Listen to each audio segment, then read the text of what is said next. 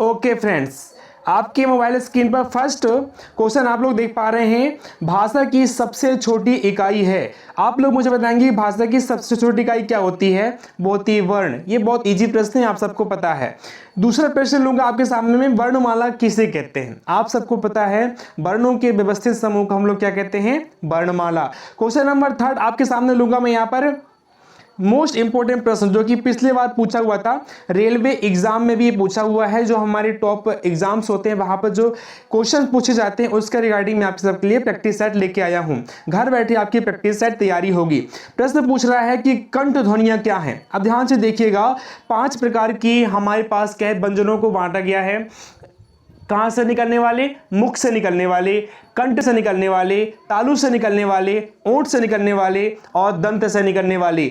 इन सभी प्रकार के जो वर्ण होते हैं उनको हम देखेंगे। अब देखिए, जो कंठ से निकलने वाली ध्वनियां हैं, वर्णों को 5 भागों में पहले बांटा गया। एक है आपका का चा टा ता पा।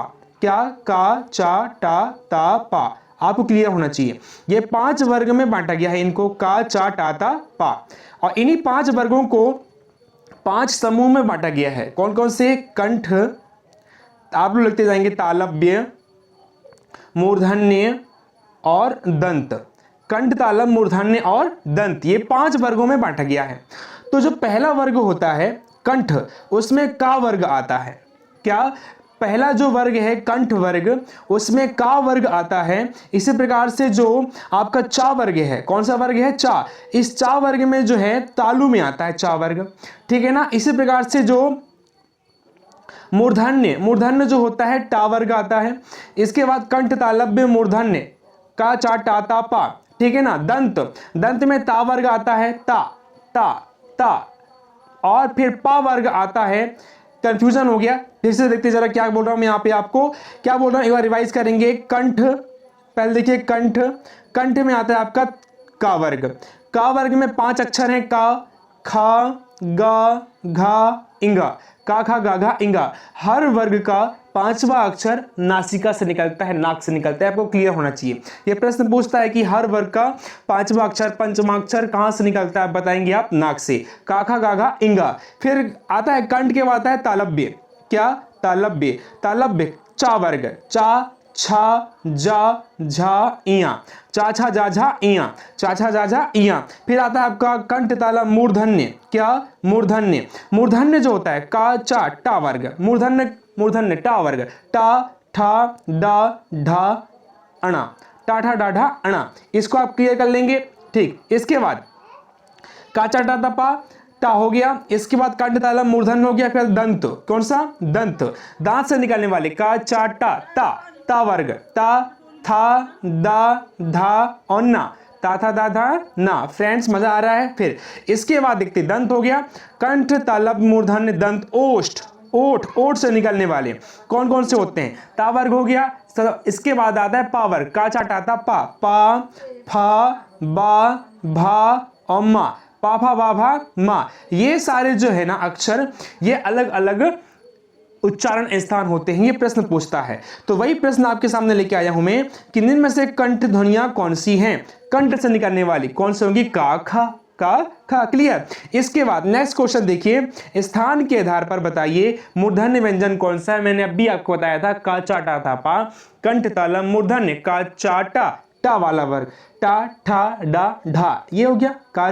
जो क्लियर है, वो आपको उच्चारण स्थान क्लियर होंगे तब ये सारे प्रश्न आपको क्लियर होंगे फ्रेंड्स। तो मध्य प्रदेश वर्ग 3 के रिगार्डिंग आप सबके लिए प्रैक्टिस सेट, बहुत ही शानदार प्रैक्टिस सेट मैंने 2020 में जिस तरह से वर्ग 3 क्लियर किया, इसी तरह से मैंने 30 में से 27 नंबर लाए थे आपके वर्ग 3 हिंदी में। आप लोग इसी तरह से तैयारी करेंगे। इसके बाद देखिए आप लोग जरा यहां पर क्वेश्चन नंबर 5 लूंगा आपके साथ में, निम्न में से कौन अल्प प्राण वर्ण है? अल्प प्राण मतलब ऐसे वर्ण जिनको बोलने में हमारे मुंह से कम ध्वनियां निकलती हैं। का, गा, का, गा, अल्प प्राण। एक होता है महाप्राण, जिनको बोलने में ज्यादा ध्वनि निकलती है, खा, घा, है ना। मतलब का हो गया, खा, खा ज्यादा हो गया। इस प्रकार से चा, छा, है ना। इस प्रकार से टा वर्ग में टा, ठा, है ना, सांस ज्यादा निकलती है, हवा ज्यादा निकलती है। ठीक है, क्वेश्चन नंबर 6 लूंगा आपके साथ में, निम्न में से नासिक व्यंजन कौन सा है? हर वर्ग का पंचमाक्षर, हर वर्ग का पंचमाक्षर नासिक व्यंजन कहलाता है।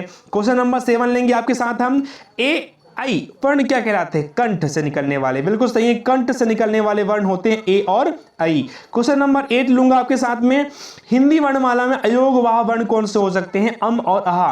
अम और अहा को जो है अयोगवाह के रूप में लिया जाता है। ठीक है, इसके बाद क्वेश्चन नंबर 9 लेंगे आपके साथ हम, निम्न में से बताइए कि किस शब्द में द्वित्व व्यंजन होते हैं? दिल्ली, मतलब ऐसा व्यंजन जिसमें दो व्यंजन साथ साथ में हो, दिल्ली। ठीक है, इसके बाद आगे चलते हैं, क्वेश्चन नंबर 10 बहुत इंपॉर्टेंट प्रश्न है, शा श स हा कौन से व्यंजन कहलाते हैं? आप बताएंगे संघर्षी व्यंजन। कौन से व्यंजन है ये? संघर्षी, इनको बोलने में संघर्ष करना पड़ता है। ठीक है ना। क्वेश्चन नंबर 11, निम्नलिखित में से बताइए नवीन विकसित ध्वनियां कौन सी हैं? जो नई ध्वनियां हैं वो हैं का और गा। कौन सी हैं? का और गा। क्वेश्चन नंबर 12 लेंगे आप लोगों के साथ हम, निम्न में से कौन सा घोष वर्ण है? ऐसा कौन सा वर्ण है जिसको बोलने में क्या होता है, आवाज के साथ साथ हवा भी निकलती, बोलती है माँ। क्या? माँ। घोष और अघोष, घोष और अघोष। ठीक है, इसके बाद क्वेश्चन नंबर आपके साथ 13 लूंगा मैं, कौन सा अमानक वर्ण है? अमानक, जिस अब ध्यान दीजिएगा, अमानक जिसकी मानता नहीं है। यदि भा के साथ एक हलंत जैसा लग रहा है ना, इस प्रकार का कोई अक्षर नहीं है, वर्ण नहीं है। एक क्वेश्चन 14 नंबर लूंगा आपके साथ में, का गा जा फा ध्वनियां किसकी हैं? तो अरबी फारसी ध्वनियां हैं। अकक गजफ, अकक गजफ करके आप याद रखना, अकक गजफ अभी आता है इसमें अरबी फारसी में। ठीक, ये 4 प्रकार के वर्ण जो है अरबी फारसी में आते हैं। इसके बाद यहाँ दीजिए, ध्यान दीजिए जरा, आप सबको तो प्रश्न पता है कि हिंदी में मूलतः कितने वर्ण हैं? आप बताएंगे 52। ठीक, छा इक्षा एक संयुक्त वर्ण है।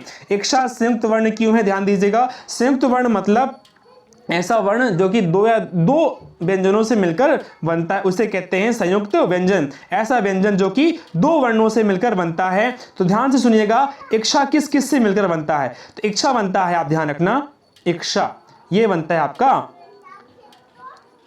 का, नीचे हलंत प्लस ये वाला सा, षटकोण वाला सा और नीचे भी हलंत, इनसे मिलकर क्या बनता है? आपका इक्षा। इसके साथ साथ कितने और संयुक्त वर्ण हैं वो भी आप समझ लीजिए। ज्ञा, क्या? ज्ञा। ज्ञा किस किस से मिलकर बनता है? अब आप समझना, ज्ञा बनता है जा, इसके नीचे हलंत प्लस इया, जा और इया से मिलकर बनता है आपका ज्ञा।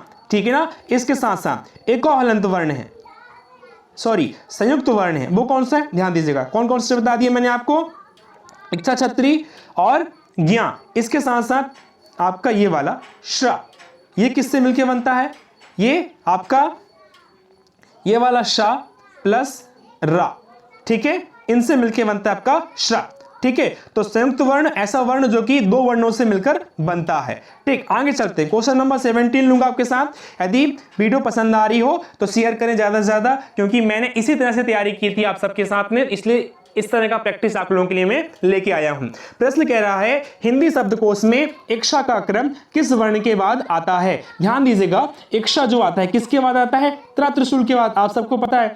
इसके बाद यहां ध्यान दीजिए, ये प्रश्न पूछा हुआ है, अब भी मैंने बताया था आपको, ज्ञा वर्ण जो है किन किन वर्णों के संयोग से बनता है? आप बताएंगे जा और इया से, जा और इया से। इसके बाद देखिए, अघोष वर्ण कौन सा है? अघोष वर्ण कौन सा जिसको बोलने में ज्यादा सांस नहीं निकलती? नॉर्मल सा, नॉर्मल सा। और इसके अलावा एक और सा है ये सलजम वाला, और एक और सा है षटकोण वाला, इनको बोलने में ज्यादा ध्वनि निकलती है शा, और हवा भी निकलती है शा। ठीक, पर ये नॉर्मल सा बोलने में ज्यादा ध्वनि या फिर हवा नहीं निकलती। प्रश्न देखिए जरा, क्वेश्चन नंबर 20, घा का उच्चारण स्थान कौन सा है? आप बताएंगे कंठ। कंठ क्यों है? क्योंकि कंठ वाले वर्ग में का वर्ग आता है और का वर्ग के अंतर्गत घा वर्ण भी आता है। का, खा, गा, घा, इंगा, और हर वर्ग का पंचमाक्षर नासिक होता है। ठीक है, क्वेश्चन नंबर 21 आपके साथ देख सकते हैं आप लोग यहाँ पर, इनमें से संयुक्त व्यंजन कौन सा है? मैंने पहले बताया आपको, ज्ञा। ज्ञा एक संयुक्त व्यंजन है।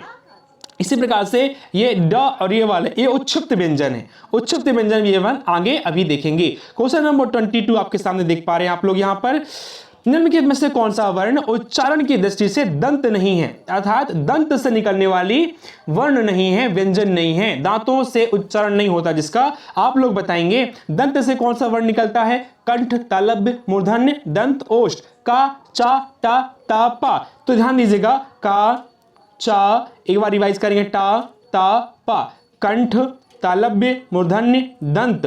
दंत वाले में कौन सा आता है, ता वर्ग। तो ता वर्ग में कौन कौन से अक्षर आएंगे, ता, था, दा, धा, ना। मेरे साथ बोलेंगे, आप लोग भी रिवाइज करते जाएंगे साथियों, ता, था, दा, धा, ना। अब बताइए मुझे, दंत वाली ध्वनि कौन सी नहीं होगी, दंत वाली ध्वनि टा नहीं होगी। टा क्यों नहीं होगी, क्योंकि का, चा, टा, कंठ, तालव्य, मूर्धन्य, ता वर्ग जो होता है मूर्धन्य में आता है। क्लियर है, आगे चलते। क्वेश्चन नंबर 23 आपसे साथ साझा कर रहा हूं, देख पा रहे हैं आप लोग, जिन शब्दों के अंत में आ आता है, आ आता है, उन्हें क्या कहते हैं, अकारांत। बिल्कुल सही है। और जिन शब्दों के अंत में आ आता है उन्हें आकारांत कहते हैं। और अयोगवा क्या है, अम और आहा।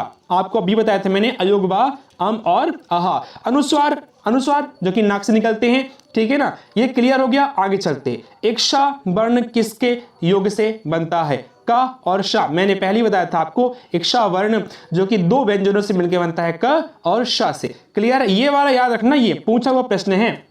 आगे चलते, क्वेश्चन नंबर 25, हिंदी वर्णमाला में स्वरों की कुल संख्या कितनी है, आप लोग बताइए मुझे, हिंदी वर्णमाला में कितनी है। ध्यान दीजिएगा, 13 और 10 दोनों में कंफ्यूजन रहता है। क्लियर है, ध्यान से सुनना।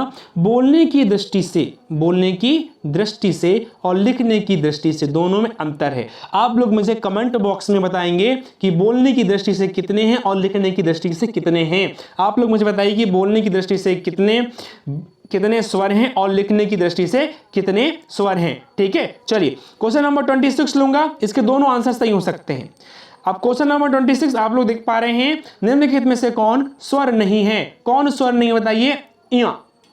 भाई इया क्या है, एक अनुनासिक व्यंजन है जो कि नाक से निकलता। इया पंचमाक्षर है, कौन से वर्ग का वर्ग का, कि चा वर्ग का, चा वर्ग का, चाचा जाजा इया, का खा गा इंगा। ठीक है, ये क्या है, इया है। ठीक है, क्वेश्चन नंबर 27, निम्नलिखित में से कौन टा वर्ग नहीं है, टाठा डाढ़ाना, टाठा डाढ़ाना, घा नहीं होगा। क्यों, क्योंकि का घा कौन सा वर्ग का है, का वर्ग का है। आगे चलते हैं, क्वेश्चन नंबर 28, हिंदी वर्णमाला में व्यंजनों की संख्या कितनी है, 33। ये आपको क्लियर होना चाहिए, 33 एज इट इज, आपको तो याद है, ये प्रश्न पूछा भी है।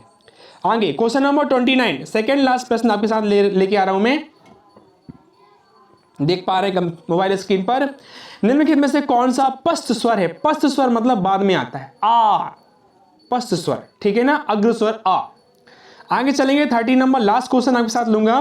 निम्नलिखित में से कौन अयोगवा है, अयोगवा विसर्ग जो कि अम और आहा, आपके याद रखिएगा, अम और आहा अयोगवा के अंतर्गत आते हैं। ये बिंदी वाले और ये दो बिंदी वाले अयोगवा के अंतर्गत। ठीक है, तो ये थी सुपर 30 प्रश्न आप सबके लिए फ्रेंड्स। यदि वीडियो पसंद आई तो लाइक करें।